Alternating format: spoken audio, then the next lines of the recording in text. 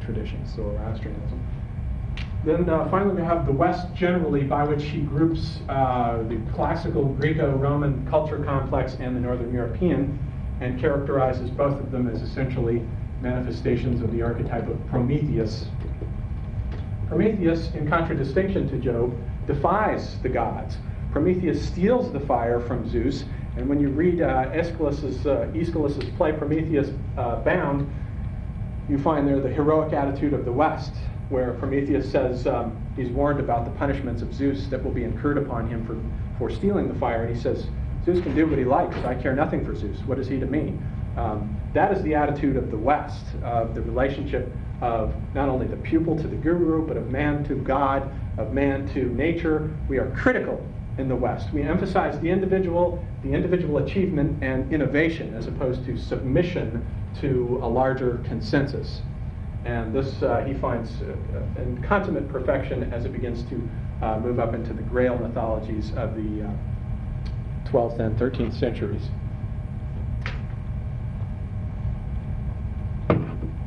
So these are what he calls the signatures of the four great domains. And these are the great traditions in the world that you will find alive today. And this is, of course, not counting the Aboriginal, primitive, and Native American myths, but these are the great operative world religions. And then in the Mass of God, he just goes through and traces the historical development of how that situation came to be.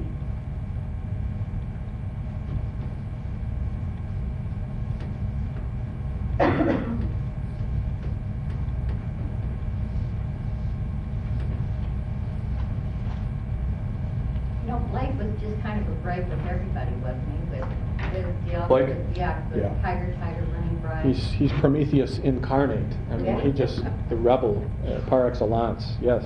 Created his own mythological system with his own gods, his own names. Really a kind of almost a Joycean figure in that sense. It's interesting how so many things go back to the Zoroastrians and the Mithra and all of that, and how little that's given credit for being the antecedent for so many of the big religions.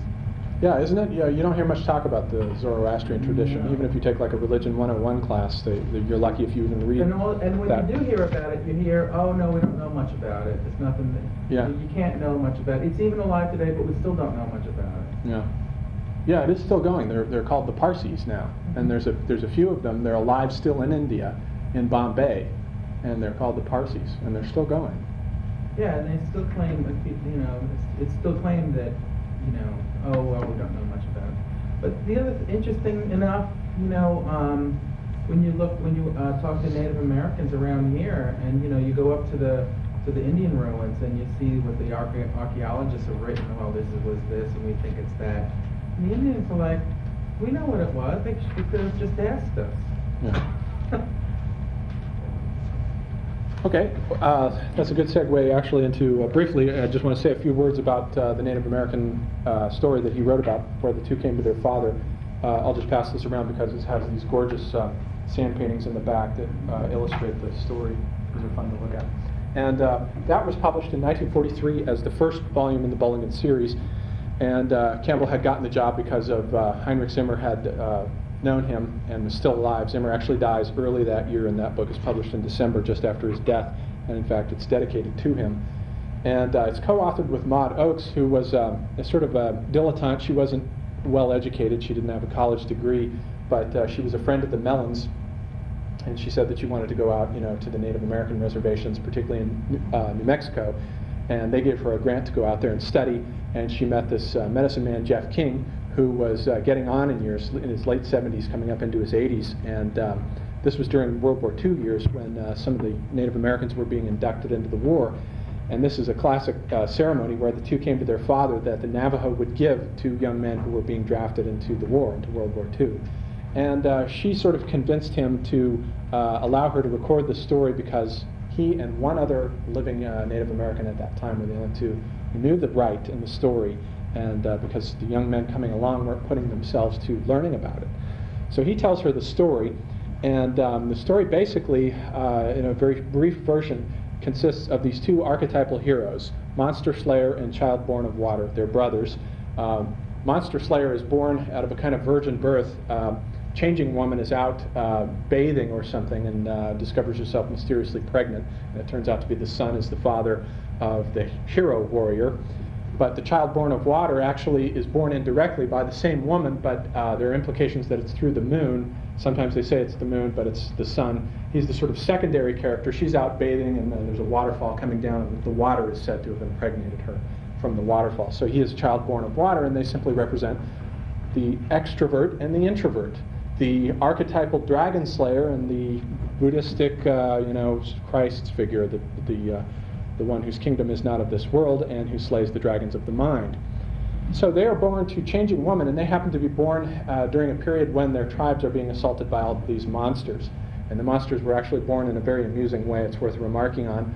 The women had, for one reason or another, been masturbating with broken animal horns and pieces and bits of animals, and they gave birth from these to these horrible monstrosities. And they just the Native Americans initially thought, well, there won't be any problem, we'll just leave them alone, they'll do their thing and we'll do ours. But gradually as the years go on, these sort of monstrosities grow bigger and bigger and bigger, and they begin terrorizing the villages and stealing the children and eating people and so forth. So it is their job to go find their father, who turns out to be the son, and find their weapons and come back and save the village. So they set off, and they're picked up first. They set off from Mount Taylor, which is the first of the sand paintings in there, shows Mount Taylor as a little fourfold mandala with them, their little tiny, there are two crosses representing them. And they set off with the sun god, the rainbow goddess, who they ride up sort of on the back of the rainbow goddess, and she takes them up to the upper world. Now, prior to all this, there's a series of creation myths that Jeff King tells in the beginning of the emergence of the Navajo from underneath the earth. And you find this in a lot of the southwestern mythologies of this emergence, that these people have sort of made their way up on this kind of almost a sort of Jack and the Beanstalk type image that has led them up to this world that we're into now. But now they're ascending up to the realm of the heavens and the clouds. And they get up there, and one of the first apparitions that they encounter is this woman named Old Age. And she's sort of wandering along, and they're walking on her path. And she says, "What are you doing up here?" And they say, "Well, we're off to find our father, the sun." And she says, "Well, just take care that you don't walk along on my path, because it's very dangerous." And so they forget what she says, and they keep walking along, and suddenly they find themselves growing old and decrepit, and they realize that they've strayed on her path, and so now they're growing old. Well, she comes back and saves them. She gives them a little talismanic object or something, and they continue on their way and says they promise that they won't walk on her path again. And they go along, and they come to this little sort of hole in the ground from out of which there's smoke coming, and they go down in, and it turns out to be the home of the Spider Woman. And she lives in there, and she says, "Well, where are you going?" And they say, "Well, we're off to our father, the sun, who's going to give us weapons to save the people." And she says, "Well, you'll need this then. I've been hiding this." And she sort of pulls out this feather, and she says, "I stole this from the sun. Don't tell him I took it from him, but you will need it." And so they take the sacred feather, and it turns out that they sort of ride on the feather, and it carries them through all of these adventures, including one of which is this sort of, they encounter this threshold guardian named Sand Dune Boy, who's this sort of giant being made out of sand, and he kills people by thrusting them head down into the sand and letting them suffocate. And so they come up to him and they say, "Oh, you are so great." And they sort of sing him this little song about how great and wonderful he is. And he's so flattered by this, nobody's ever bothered to sing his praises, that he says, "Okay, you can go ahead." So they go through. And then they come up to the realm where the sun lives, and it's this sort of gigantic ocean that's up in the clouds. And he lives in this house made out of these four colors. And they sort of ride up on the feather that takes them up there.